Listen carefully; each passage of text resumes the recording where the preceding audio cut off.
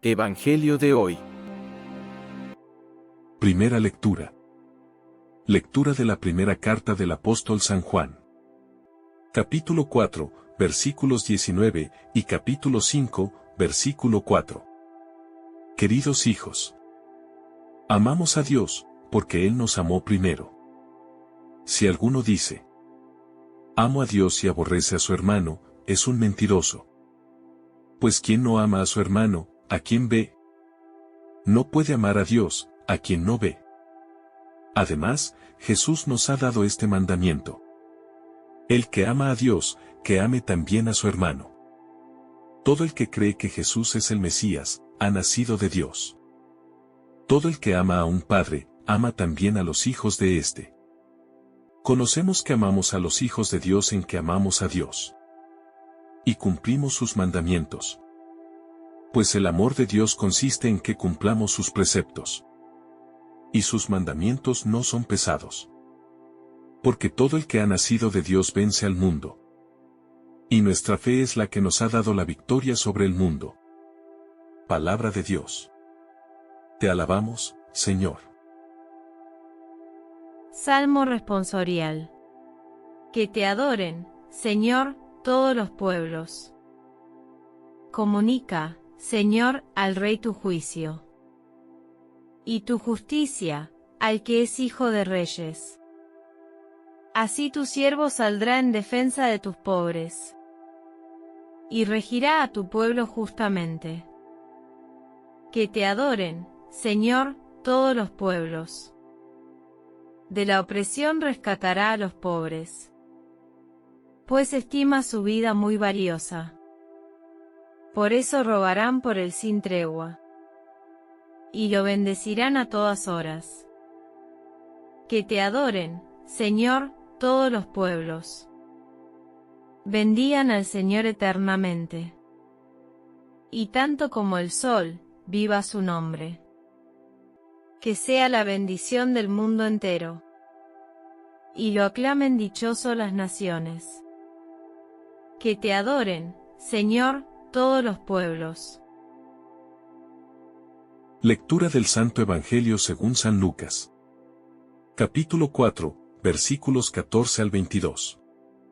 En aquel tiempo, con la fuerza del Espíritu, Jesús volvió a Galilea.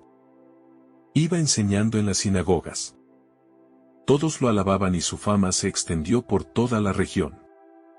Fue también a Nazaret, donde se había criado. Entró en la sinagoga, como era su costumbre hacerlo los sábados. Y se levantó para hacer la lectura. Se le dio el volumen del profeta Isaías.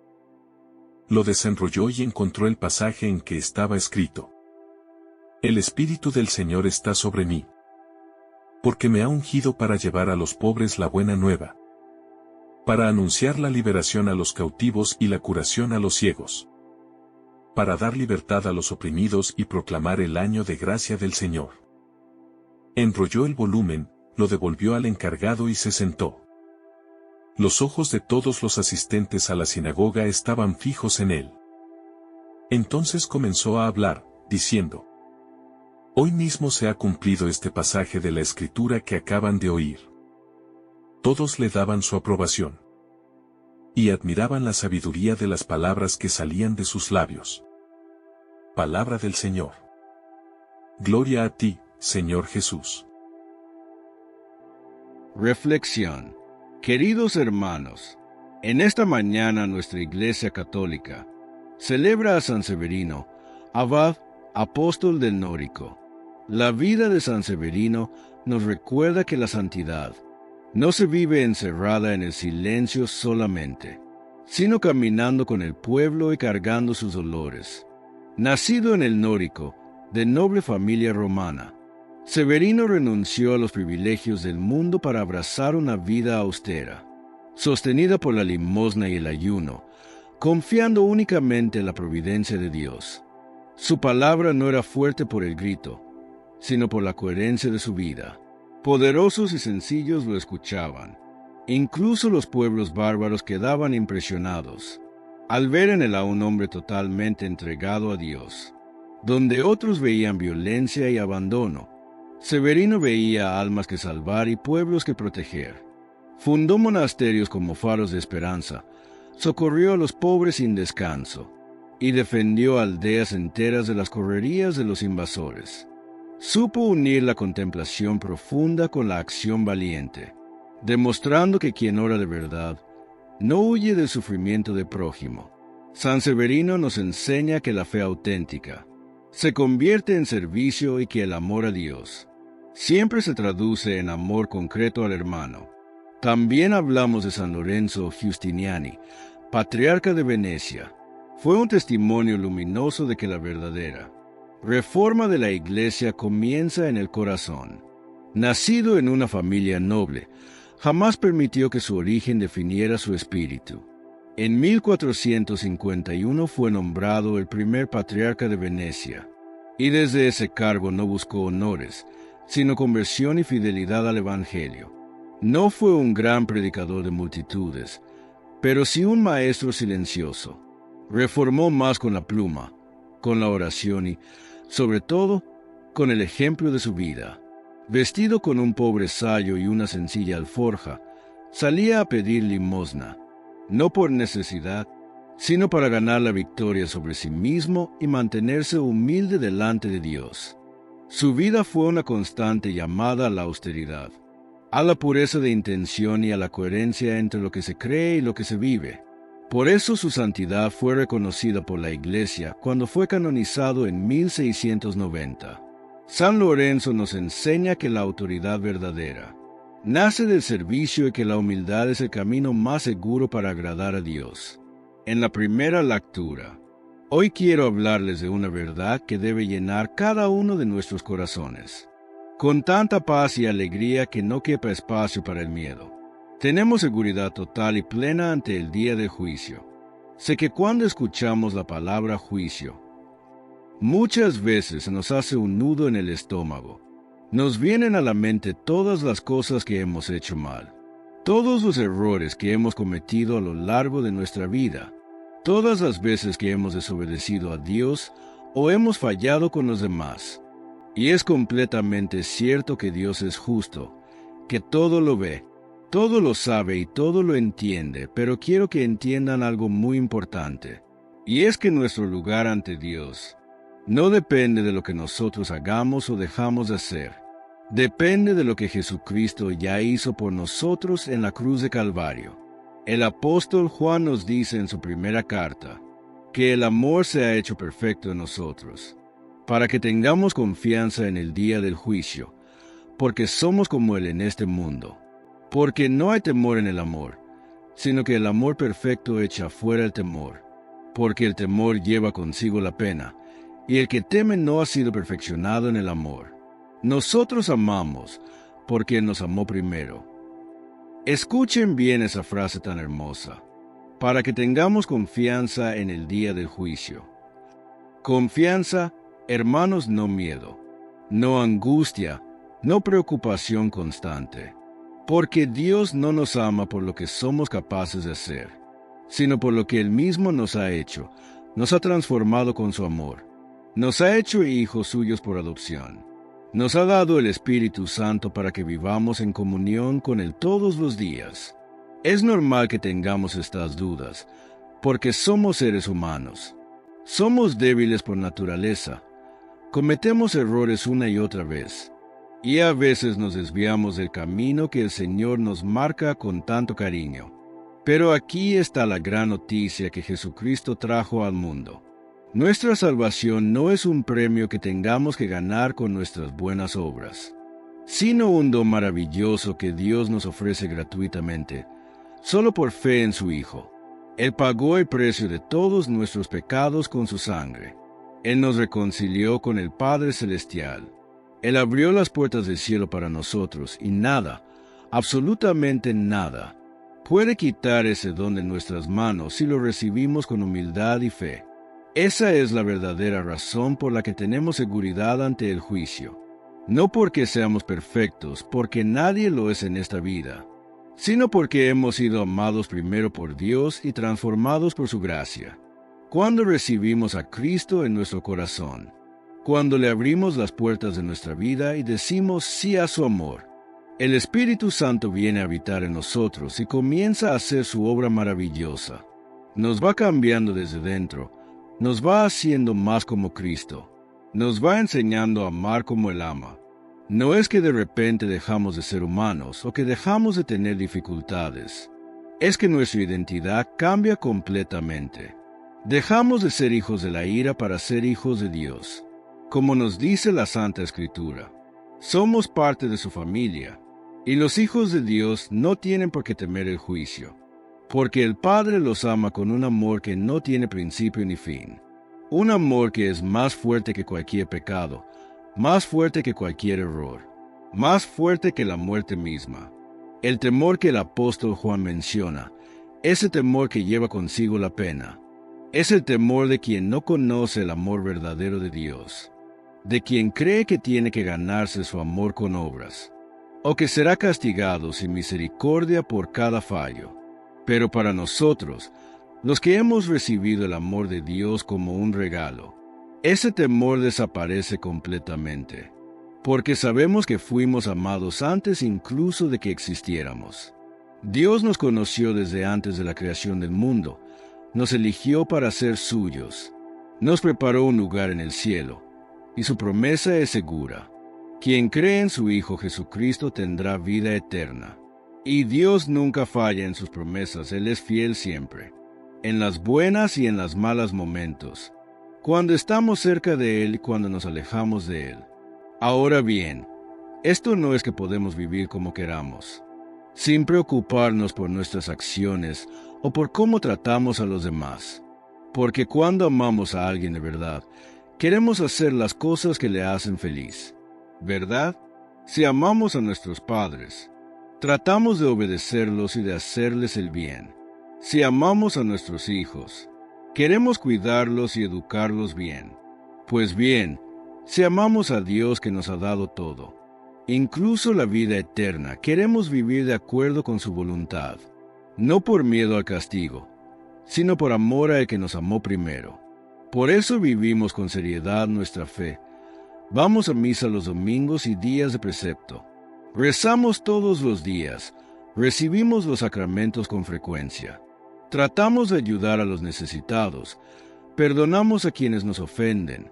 Buscamos hacer el bien en todas partes, no para ganar el cielo, sino porque es ese camino que Dios nos muestra para vivir en comunión con el aquí y ahora, y para prepararnos para la vida eterna que nos espera.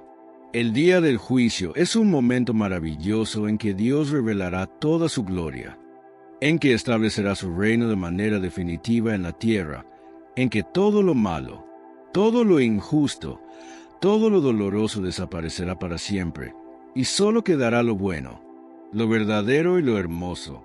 En ese día, los que hemos creído en Cristo veremos su rostro glorioso y seremos como Él, porque lo veremos tal como es, sin velos, sin impedimentos, en toda su grandeza.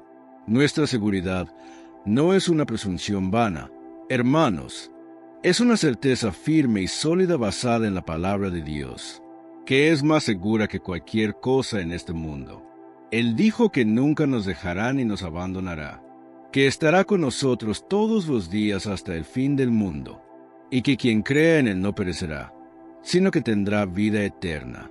Piensen en una madre que ama a su hijo con todo su corazón, aunque el hijo cometa errores, aunque haga cosas que no debería, aunque se equivoque una y otra vez, ella sigue amándolo incondicionalmente. Y cuando llegue el momento de hablar de esas cosas, lo hace con amor, con paciencia, con misericordia, para ayudarlo a mejorar y a ser mejor persona, no para castigarlo sin piedad. Ese es exactamente el corazón de Dios con nosotros. Él es justo, sí, porque no puede permitir que el mal tenga la última palabra, pero también es misericordioso, bondadoso y paciente. Él es santo, sí, pero también es amor mismo. Nos juzgará con justicia perfecta, pero esa justicia ha sido completamente satisfecha por Cristo en la cruz, por lo que podemos estar seguros de que seremos recibidos en su reino celestial, si hemos puesto nuestra fe en Él y hemos aceptado su amor con humildad y corazón abierto, esta seguridad debe cambiar completamente nuestra manera de vivir. Deberíamos andar por el mundo con la cabeza alta, no como gente orgullosa o presumida, sino como gente que sabe quién es y en quién confía. Deberíamos ser testigos del amor de Dios con nuestras palabras y nuestras acciones, porque sabemos que nuestro futuro está seguro en sus manos. No tenemos por qué andar preocupados todo el tiempo, ni vivir con miedo a mañana o al fin de nuestros días, porque sabemos que más allá de esta vida terrenal, espera el amor infinito de Dios, la comunión eterna con Él y con todos los santos, y una vida sin dolor, sin tristeza y sin muerte. También debemos recordar que esta seguridad no es solo para nosotros, sino para todos los que creen en Cristo y para todos los que aún no lo conocen. Por eso es nuestro deber como discípulos de Jesucristo. Es llevar esta buena noticia a los que no la conocen, a los que viven con miedo y sin esperanza, a los que se sienten perdidos o solos. Debemos decirles con amor y paciencia que Dios los ama profundamente, que Jesucristo murió por ellos en la cruz, que les ofrece perdón de sus pecados y la vida eterna, y que ellos también pueden tener esa maravillosa seguridad. Ante el juicio si ponen su fe en Él. Ese es el gran mandamiento que Jesús nos dejó: amar a Dios sobre todas las cosas y amar a nuestro prójimo como a nosotros mismos, y llevar su mensaje de salvación a todo el mundo. En los sacramentos, especialmente en la Eucaristía y la confesión sacramental, Dios nos fortalece constantemente y nos recuerda esta verdad tan importante. En la Eucaristía, recibimos el cuerpo y la sangre de Cristo, que nos alimentan para la vida eterna y nos confirman nuestra unión profunda con Él y con toda la Iglesia. En la confesión, recibimos el perdón de nuestros pecados y la gracia necesaria para seguir adelante en el camino de la santidad, sabiendo que Dios nos ama y nos acepta tal como somos, siempre dispuesto a perdonarnos, a sanar nuestras heridas y a ayudarnos a ser mejores personas. Si alguien dice, yo amo a Dios y odia a su hermano, es mentiroso, porque el que no ama a su hermano a quien ve, no puede amar a Dios a quien no ve. Y es que muchas veces nos gusta decir que somos católicos, que creemos en Dios, que veneramos a la Virgen María, que vamos a misa todos los domingos y que recibimos los sacramentos. Y eso es realmente bueno, eso es importante, porque son las bases de nuestra fe. Pero, ¿qué pasa cuando nos encontramos con alguien que no nos cae bien? Lo perdonamos y lo acogemos como hermano en Cristo porque la fe que es de verdad, la fe auténtica y viviente que Dios nos da, no se queda en las palabras ni en las prácticas religiosas por sí mismas. Se hace visible, se hace palpable. Se hace real en la manera en que tratamos a cada uno de nuestros hermanos y hermanas. Piensen en esto un momento, cuando alguien nos ayuda en un momento de necesidad, y nos sonríe aunque no nos conozca, o nos escucha con paciencia aunque tenga prisa, cuando nos perdona aunque le hayamos hecho mucho daño. ¿No sentimos en ese instante que la presencia de Dios está ahí, en esa persona? Pues bien, los demás deben sentir exactamente lo mismo cuando nos ven a nosotros, porque somos llamados a ser signos visibles de Dios en este mundo, portadores de su amor y su misericordia para todos. No se trata de que tengamos que ser perfectos en el amor, porque todos sabemos que eso es imposible en esta vida terrenal, donde estamos sujetos a la debilidad y a las pasiones, pero sí de que tengamos la intención sincera de amar, de esforzarnos cada día por tratar bien a los demás, de buscar activamente el bien de los que nos rodean, incluso cuando eso cueste esfuerzo o nos saque de nuestra zona de confort. Todo aquel que cree que Jesús es el Cristo ha nacido de Dios, y todo aquel que ama al que lo engendró, ama también a los que han nacido de él. Esta frase sencilla pero profunda nos revela la base de quienes somos y cómo debemos vivir en relación con Dios y con nuestros hermanos. Cuando creemos con fe sincera en Jesucristo como el Hijo único de Dios, nuestro Salvador y Señor, algo maravilloso y transformador pasa en nuestra vida. Nacemos de nuevo. No se trata de un nacimiento físico como el que tuvimos cuando vinimos al mundo. Se trata de un nacimiento espiritual que Dios nos da gratuitamente por su gracia. Antes de este nacimiento, éramos seres humanos sujetos a pecado, a la muerte y a la separación de Dios, pero ahora hemos sido hechos nuevos en Cristo. Dejamos de ser hijos de la ira para convertirnos en hijos de Dios. Y esta es nuestra verdadera identidad, la que nada en el mundo puede cambiar ni quitar de nosotros. Muchas veces nos olvidamos de esta grande verdad y vivimos como si fuéramos solo gente común y corriente, preocupándonos exclusivamente por las cosas de este mundo. Conseguir más dinero, tener un trabajo mejor, buscar reconocimiento de los demás, disfrutar de los placeres terrenales. Pero la realidad es que somos ciudadanos del cielo, como nos dice el apóstol Pablo, y nuestra vida debe reflejar esta noble condición. Ser hijo de Dios no es que dejaremos de tener problemas, dificultades o preocupaciones. Todos los enfrentamos en esta vida. Pero si es que no estamos solos en el camino, que Dios está con nosotros en todo momento, que nos cuida como a sus propios hijos, y que tenemos un propósito mayor que va más allá de lo terrenal: amar a Dios sobre todas las cosas, y servir a nuestros hermanos con amor y generosidad. Ahora bien, cuando hablamos de los mandamientos de Dios, muchas personas, incluso algunas creyentes, piensan que son un peso, un conjunto de reglas estrictas y aburridas que nos quitan la libertad y la alegría de vivir. Pero nada más lejos de la verdad, hermanos. Los mandamientos de Dios no son un castigo ni una imposición injusta. Son un regalo de amor que nuestro Padre Celestial nos da para que vivamos bien, estemos a salvo y encontremos la verdadera felicidad.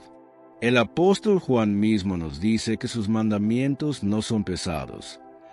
Y esto es completamente cierto, porque Dios nos conoce mejor que nadie y sabe lo que es bueno para nosotros.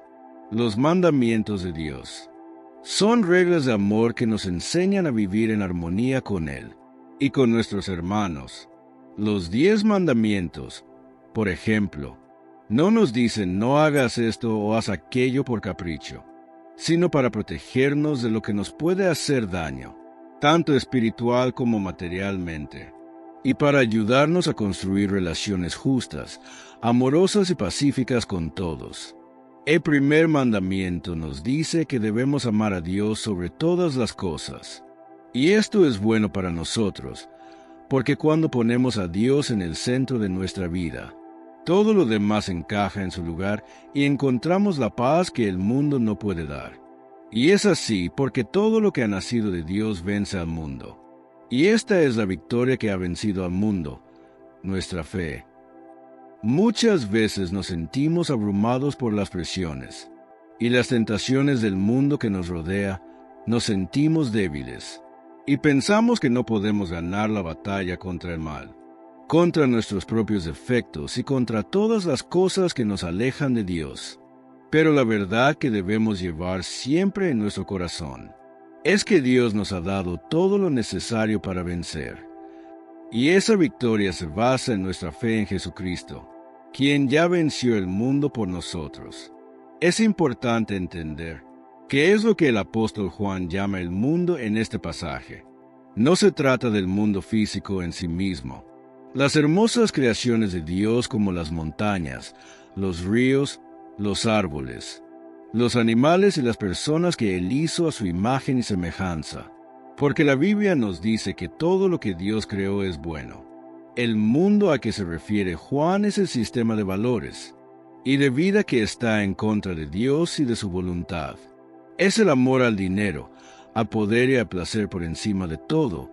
Es la mentira, la injusticia, la envidia, la ira, el egoísmo y la falta de respeto por los demás. Es todo lo que nos hace pensar que no necesitamos a Dios para vivir bien, que podemos ser felices sin Él, y que las normas de Dios son anticuadas o innecesarias.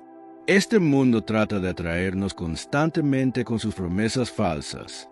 Nos dice que la felicidad está en tener mucho dinero y bienes materiales, en ser famosos y reconocidos por los demás, en hacer lo que nos dé gusto sin pensar en las consecuencias, ni en cómo afecta a los demás.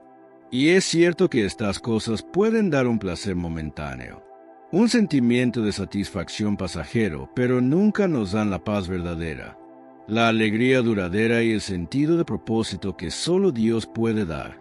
El mundo quiere dividirnos unos de otros, hacer que nos sintamos solos y abandonados, hacer que perdamos la fe y nos apartemos de Dios.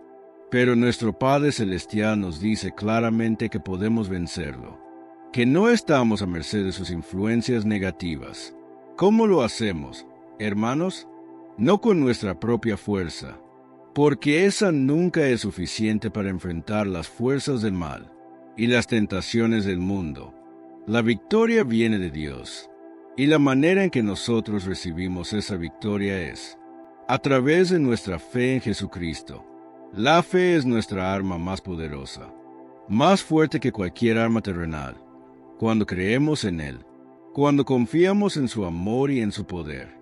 Cuando le entregamos nuestras vidas y nuestras preocupaciones, no podemos ser vencidos por el mundo. La victoria no es algo que tengamos que conseguir con mucho esfuerzo propio, sino un don que Dios nos da simplemente, porque hemos nacido por la fe en su Hijo. Esta victoria no es solo para el futuro, cuando lleguemos al cielo y veamos a Dios cara a cara. Es una victoria que podemos vivir y experimentar aquí y ahora, en nuestro día a día, cada vez que elegimos seguir a Dios, en lugar de seguir las modas y los valores del mundo, cada vez que rezamos y buscamos la voluntad de Dios, en lugar de preocuparnos demasiado por las cosas terrenales, y a la vez perdonamos a quienes nos han hecho daño en lugar de buscar venganza, o ayudamos a alguien que necesita en lugar de pensar solo en nosotros mismos. En ese momento estamos venciendo al mundo. Estamos demostrando que nuestra fe es más fuerte que cualquier cosa, que el mundo pueda ofrecernos o ponernos en el camino. El mundo quiere hacernos creer que somos débiles, impotentes y sin valor, pero Dios nos dice que somos fuertes en Él, que somos valiosos para Él y que tenemos un propósito importante en esta vida: hacernos sentir tristes, vacíos y sin esperanza. Pero Dios nos llena de su alegría y su paz, que nada puede quitar. También quiere separarnos de Dios y de nuestra familia en Cristo. Pero Dios nos une a Él con un amor que es más fuerte que la muerte, y nos une a nuestros hermanos y hermanas en la iglesia como una sola familia. La victoria ya está ganada. Jesucristo venció al pecado, a la muerte y a todas las fuerzas del mal en la cruz de Calvario.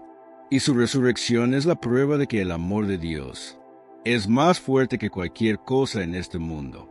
Nosotros somos parte de esa victoria por nuestra fe en Él. Y aunque todavía tengamos que enfrentar dificultades y pruebas en esta vida, sabemos que el final es seguro. Tendremos vida eterna en comunión con Dios y con todos los santos, siempre y cuando cumplamos con su voluntad. En el Evangelio de hoy, Jesús, lleno del Espíritu Santo, regresa a Galilea. Es importante que entendamos bien este regreso de Jesús a Galilea. Él lo hace por la voluntad de Dios Padre y con la fuerza del Espíritu Santo, la que guiaba cada paso de su ministerio. Después de haber recibido el bautismo en el Jordán, donde el Padre lo confirmó como su Hijo amado, Galilea era una región situada en el norte de Palestina, conocida por ser tierra de pescadores, campesinos y gente humilde. No era el lugar donde se esperaba que naciera el Mesías, ya que según las profecías, el ungido vendría de Belén y sería descendiente de David. Pero Dios elige lo que el mundo considera débil y humilde para confundir a los poderosos. Y así fue como Jesús decidió comenzar su obra en esta tierra de gente sencilla, que estaba más dispuesta a escuchar su mensaje de amor y salvación. La Biblia nos dice que la fama de Jesús se extendió por toda la región circundante, y esto no fue porque buscara la gloria, fue porque su enseñanza y su presencia eran diferentes a todo lo que la gente había conocido antes. Mientras los maestros de la ley enseñaban desde la letra de las Escrituras y las tradiciones de los escribas, Jesús enseñaba con autoridad y con una claridad que llegaba directamente al corazón de las personas. Él no hablaba como uno que repite lo que ha oído de otros. Él habla como uno que conoce la verdad en profundidad, porque Él mismo es la verdad. Por eso todos le admiraban, se quedaban maravillados al escuchar sus palabras, que llenaban sus almas de esperanza y de una paz que el mundo no podía dar. Jesús enseñaba en las sinagogas de ellos, que eran lugares de reunión para el pueblo judío, donde se leían las Escrituras, se oraba y se discutían las enseñanzas de la ley. Allí es donde la gente solía encontrarse en el día de reposo, buscando acercarse a Dios y entender su voluntad. Jesús, como buen judío, acudía a estos lugares sagrados para compartir la palabra de Dios, pero lo hacía de una manera nueva y transformadora. Él mostraba a la gente cómo Dios quería que vivieran en amor, justicia y misericordia. El poder del Espíritu Santo se manifestaba en todo lo que Él hacía, en sus palabras, en su manera de tratar a las personas, en la compasión que sentía por los necesitados, en los milagros que realizaría posteriormente. Ese mismo poder está disponible para nosotros hoy día, hermanos, cuando recibimos el Espíritu Santo en el bautismo y en la confirmación. Él viene a habitar en nuestro corazón y nos da la fuerza para seguir a Jesús, para resistir las tentaciones y para vivir como verdaderos hijos de Dios. Como Jesús fue guiado por Espíritu Santo, nosotros también debemos dejar que el Espíritu nos guíe en cada paso de nuestra vida, confiando en que Él nos llevará por el camino de la salvación. La Galilea de aquellos tiempos era una región donde había mucha pobreza, mucha injusticia y mucha tristeza. La gente vivía oprimida por los romanos, por los impuestos excesivos y por las normas rígidas de los líderes religiosos. Pero cuando Jesús llegó, trajo consigo el reino de Dios, que es un reino de amor, de paz, de libertad y de esperanza. Es importante que recordemos que Jesús comenzó con humildad, hablando con gente sencilla y compartiendo la buena noticia del reino de Dios. Así también nosotros debemos vivir nuestra fe, no buscando la gloria o el reconocimiento personales. Más bien hagámoslo sirviendo a los demás con humildad, compartiendo el amor de Dios con quienes nos rodean y llevando su mensaje de salvación a todos los que necesitan oírlo. Jesús fue también a Nazaret. Es allí donde aprendió el oficio de carpintero de su padre adoptivo José. Allí conoció a sus vecinos. Allí fue educado en las Escrituras y en las tradiciones de su pueblo. Nazaret era su casa, el lugar donde había pasado sus primeros 30 años de vida. Antes de comenzar su ministerio público, el Evangelio nos dice que fue según su costumbre a la sinagoga en el día de reposo. Esto nos muestra que Jesús vivió una vida de fe y de obediencia a la ley de Dios desde joven. El día de reposo, el Sabbat, era un día sagrado para el pueblo judío dedicado a la oración, a la lectura de las Escrituras y al descanso de las obras cotidianas. Jesús respetaba esta tradición y la hacía parte fundamental de su vida, porque entendía que el día de reposo había sido instituido por Dios, para que el hombre pudiera descansar de sus labores y dedicarse a conocerlo y amarlo más. Esta costumbre de Jesús nos enseña la importancia de reservar tiempo para Dios en nuestra vida cotidiana, no solo para cumplir con un deber religioso, sino porque necesitamos estar en comunión con Él, para vivir como verdaderos hijos suyos. Llegar a Nazaret fue un paso muy significativo en la vida de Jesús, porque allí era conocido como el hijo de José. La gente lo veía como el joven carpintero que había crecido entre ellos, el hijo de esa mujer buena que se llamaba María. Para ellos, Jesús no era más que un vecino, alguien como ellos mismos no se esperaban. que fuera el Mesías prometido por los profetas. Y es que a menudo Dios elige a personas humildes y desconocidas para realizar sus grandes obras, porque así se muestra su poder y su gloria, y no la de los hombres. Jesús no olvidó sus raíces, no se alejó de quienes lo habían visto crecer, más bien fue a ellos primero para compartir la buena noticia del reino de Dios. Esto nos enseña la importancia de comenzar por casa, cuando queremos llevar el mensaje de Cristo a los demás. Primero debemos ser testigos de amor y de fe en nuestro propio hogar, con nuestra familia y con nuestros vecinos, antes de buscar llevar el Evangelio a lugares lejanos. Dios nos llama a ser luz en el lugar donde estamos, en nuestra propia Nazaret.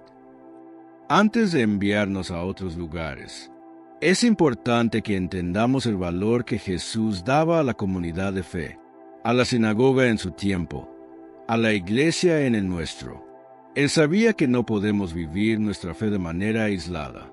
Como cristianos necesitamos estar unidos a otros creyentes. Necesitamos escuchar la palabra de Dios en comunidad, orar juntos y ayudarnos mutuamente en el camino de la santidad. Sabemos que es difícil ser reconocido como enviado de Dios en nuestro propio pueblo, en nuestro propio entorno, porque la gente nos ve como uno más y no puede ver la grandeza de Dios que habita en nosotros. Debemos tener valor para anunciar la verdad de Cristo, incluso donde nos conocen mejor, o cuando podamos encontrarnos con el rechazo o la incredulidad de quienes nos rodean. Nuestra propia Nazaret, el lugar donde vivimos, el trabajo que hacemos, la familia a la que pertenecemos, es el lugar donde Dios nos llama a manifestar su amor y su poder, sin necesidad de buscar la grandeza terrenal. El Evangelio nos dice: he venido a poner en libertad a los oprimidos, a proclamar el año acepto del Señor. Estas palabras pertenecen al capítulo 61 del libro de Isaías, y fueron escritas hace siglos antes del nacimiento de Jesús. Pero en ese momento en la sinagoga de Nazaret, cobraban un significado completamente nuevo. El profeta Isaías había anunciado que vendría un ungido, un Mesías, que sería ungido por el Espíritu Santo para llevar la salvación a Israel. Y ahora Jesús, al leer estas palabras, estaba indicando que ese ungido era él mismo. La frase «el Espíritu del Señor está sobre mí» se refiere a la unción mesiánica. En la antigüedad, los reyes, los sacerdotes y los profetas eran ungidos con aceite, para indicar que estaban consagrados a Dios, y que recibían su Espíritu para cumplir su misión. Jesús, sin embargo, fue ungido no con aceite terrenal. Fue ungido con el Espíritu Santo en su bautismo en el Jordán. Esta unción era permanente y completa, porque Él es el verdadero ungido, el Mesías prometido. El Espíritu Santo está sobre Él no solo para una tarea específica, sino para toda su vida y ministerio, porque Él es el Hijo de Dios hecho hombre, porque me ha ungido para llevar buena nueva a los pobres. Esta es la primera misión que Jesús anuncia. Los pobres aquí no se refieren solo a quienes carecen de bienes materiales. Se refiere también a los pobres de espíritu, a quienes reconocen su necesidad de Dios y de su salvación. Jesús vino a llevarles la buena noticia de que Dios los ama, que tienen un lugar en su reino y que la salvación les es ofrecida gratuitamente. En su ministerio, Jesús se acercó siempre a los pobres, a los marginados, a los que nadie quería ver porque sabía que ellos son los primeros en recibir el reino de Dios. Como nos dijo en el Sermón de la Montaña, me ha enviado a sanar a los quebrantados de corazón. Jesús vino no solo a sanar enfermedades, sino también a sanar las heridas del alma, el dolor, la tristeza, la culpa, el miedo, la soledad. Muchas personas en su tiempo vivían con corazones quebrantados por la opresión romana, por la injusticia social, por las normas rígidas de los líderes religiosos, o por sus propios pecados. Jesús los sanaba con su presencia, con sus palabras de consuelo y con su amor incondicional, y lo sigue haciéndolo a través de su iglesia, de los sacramentos y de la fe de sus hijos, a proclamar libertad a los cautivos y vista a los ciegos. Los cautivos son todos aquellos que están atrapados por el pecado, por las pasiones, por las adicciones o por las mentiras del mundo. Jesús vino a darles libertad verdadera, la libertad que solo viene de conocer a Dios y de vivir según su voluntad. Los ciegos son aquellos que no pueden ver la verdad de Dios, que están ciegos por el orgullo, la ambición o la incredulidad. Jesús vino a abrirles los ojos para que puedan ver la luz del Evangelio y encontrar el camino de la salvación. Dice la lectura, a poner en libertad a los oprimidos. En la época de Jesús, muchos estaban oprimidos por el poder romano, por los impuestos excesivos, por la explotación de los ricos y por la injusticia del sistema social.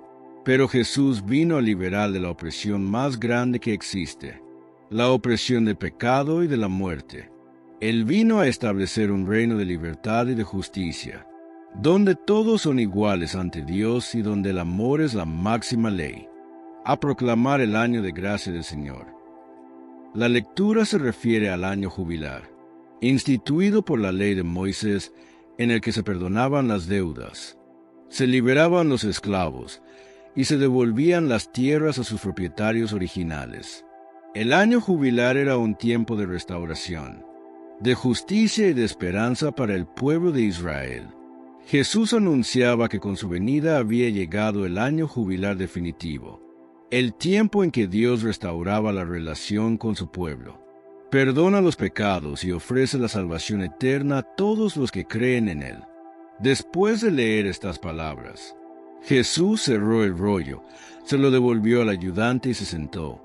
En la época de Jesús, los maestros se paraban para leer las Escrituras y se sentaban para enseñar, indicando que ahora iba a hablar con autoridad. Y los ojos de todos en la sinagoga estaban fijados en él.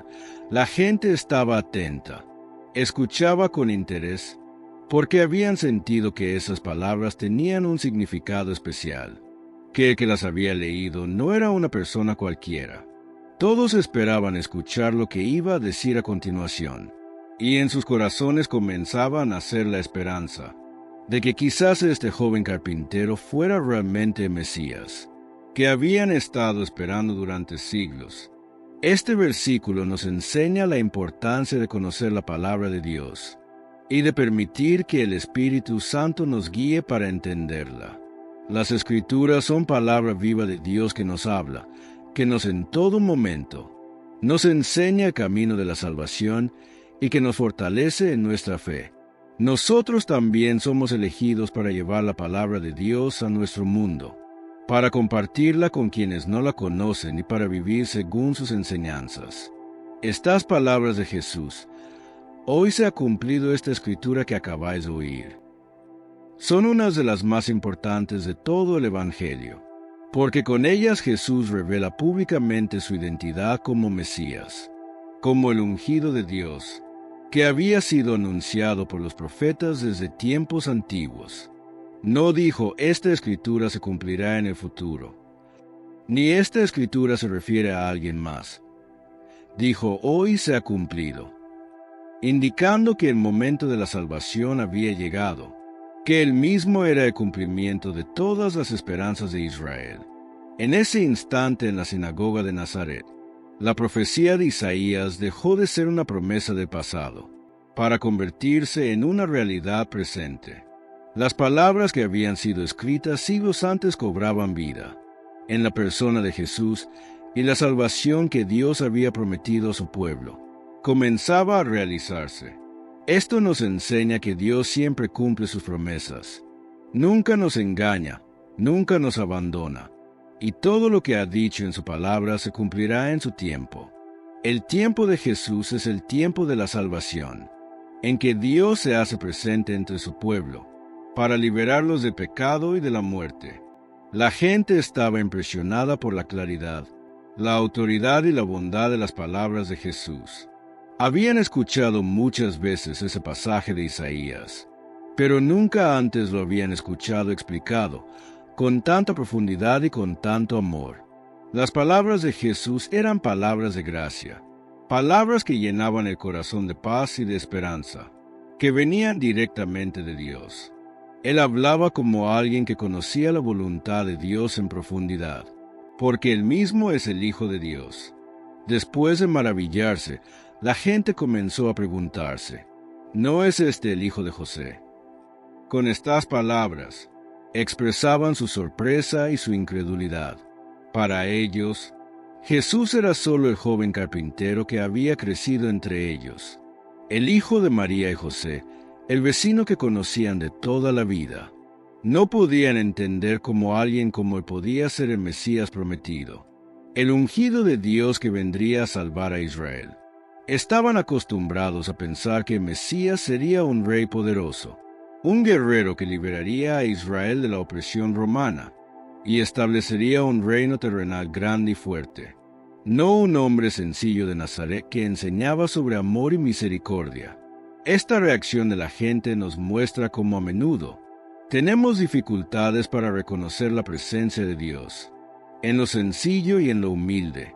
Estamos acostumbrados a buscar la grandeza, los signos espectaculares y los poderes visibles. Pero Dios se manifiesta muchas veces en formas sencillas, en personas humildes, en los pequeños gestos de amor y de servicio.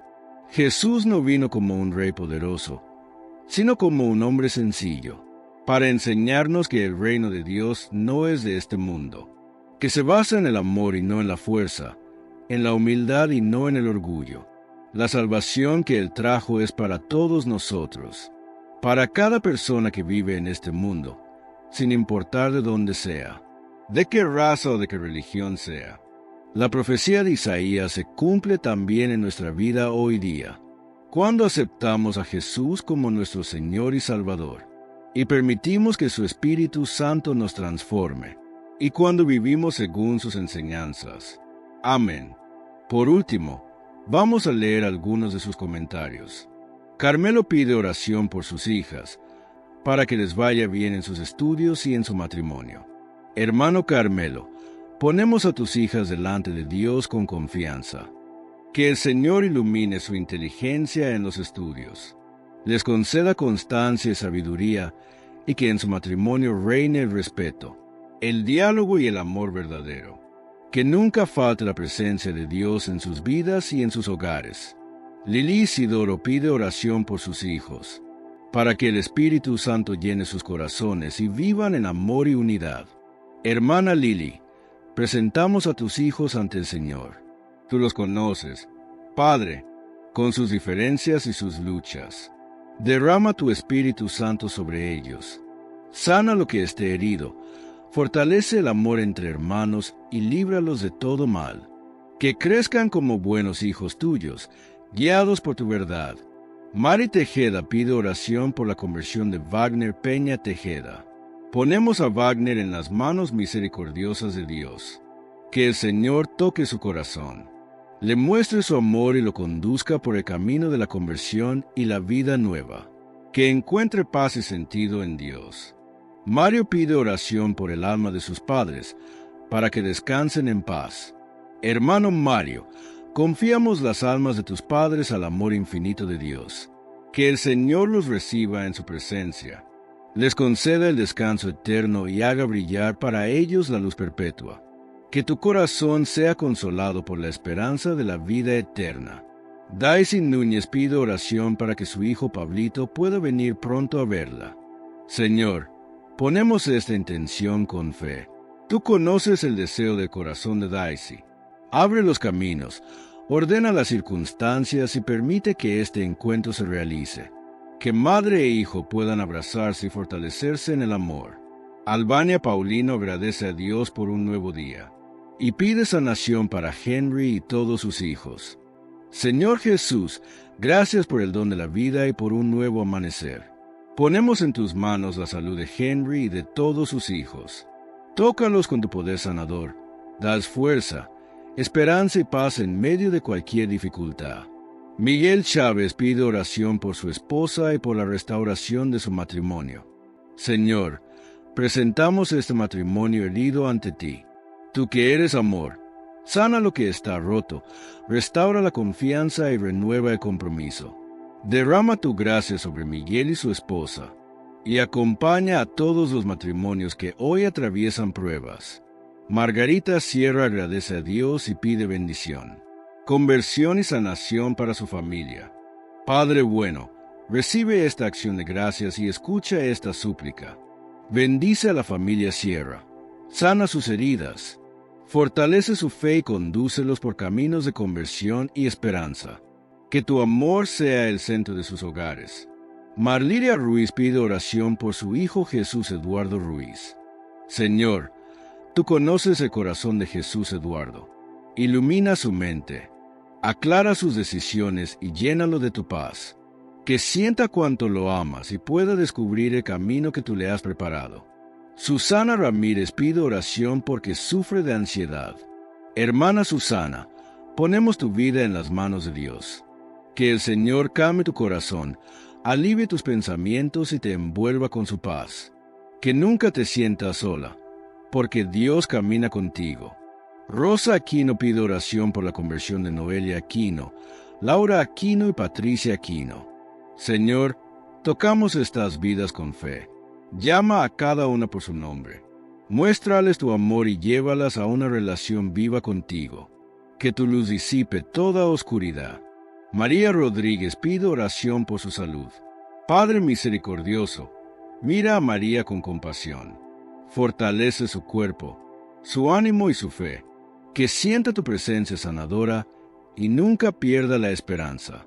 Silvia Mónica Martínez pide oración por la sanación de sus hijos Jon y Paula. Señor Jesús, una sola palabra tuya basta para sanar. Ponemos a Jon y Paula en tus manos, confiando plenamente en tu poder. Cúbrelos con tu amor y devuélveles la salud. Julián Morales pide oración por su hijo Víctor Julián, para que deje el vicio de la droga. Señor, tú eres liberador.